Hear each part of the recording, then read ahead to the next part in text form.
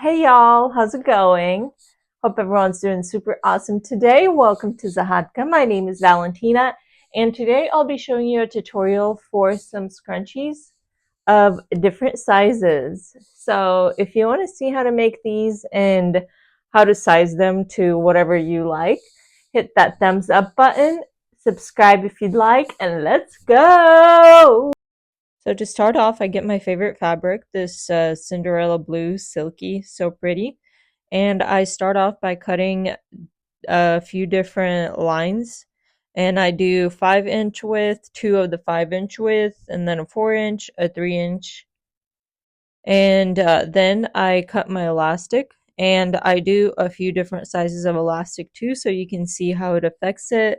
So for one of them, I'm doing 12-inch, and that's going to be the extra large scrunchie, and then I'll do an 8-inch, a 7-inch, and a 6-inch, and they all look different because of the different scrunchie, the different elastic size.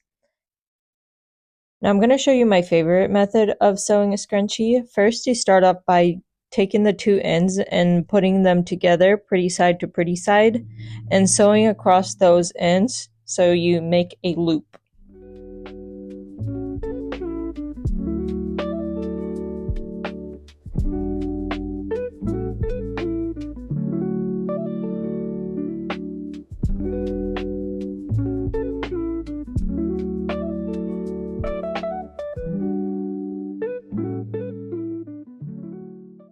And then I use the taco method, so I put it seam side down, and then I take the inner part of the circle, so that top side, I fold it into itself, and then I wrap the inside with the outside. So it's like the outside is the shell, and the inside is the taco fillings.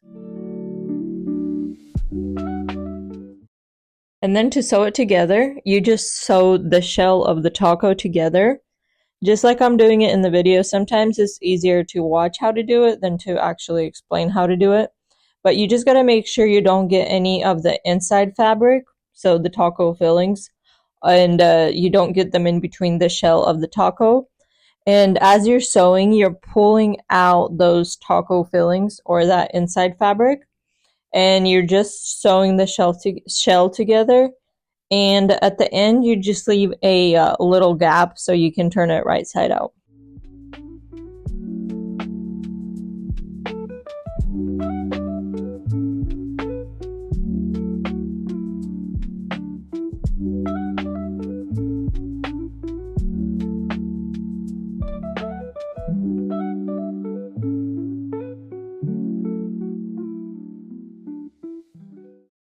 So there's that little gap, and I just pull it out, and it turns out right side out like that. It's the easiest way, I would say, to turn it right side out.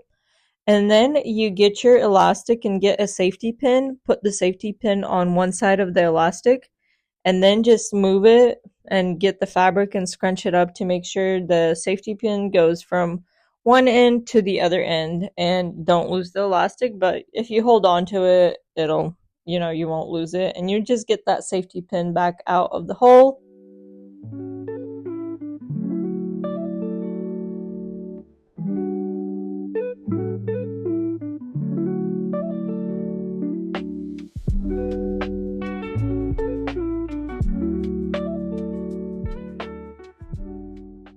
Then you either tie your elastic very tightly. I see some people do that. I just like to sew mine. A zigzag stitch or a straight stitch over a few times will work for it. But you just sew it together and then put it inside and then sew that little gap that you left.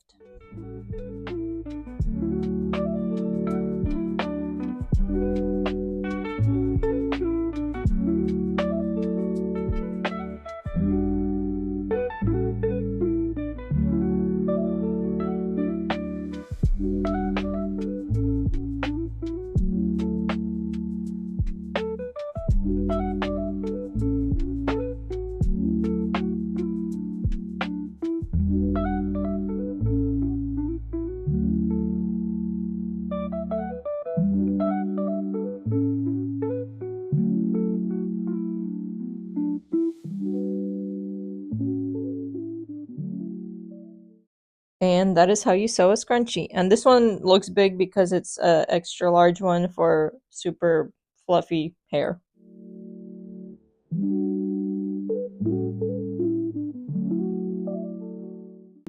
But here's the different sizes I made, all the same way. I just made different sizes to show you. So that smallest one is 3 inch in width, and it is 20 inches long, and the elastic on it was 6 inches. And this is the size that I prefer, in elastic size, but not in width size. And width is fine for a ponytail, but if I'm doing a bun, I like it to be a little bit more fluffy. Then this one is 4 inches in width and 20 inches in length, and the elastic is 7 inches wide. And this one's a little too loose for me. I have very fine hair. And then this one is 5 inches wide and 20 inches long and 7-inch elastic. And then this one is the extra large one that I made on video. It is 5 inches wide and then 35 inches long, and the elastic is 12 inches.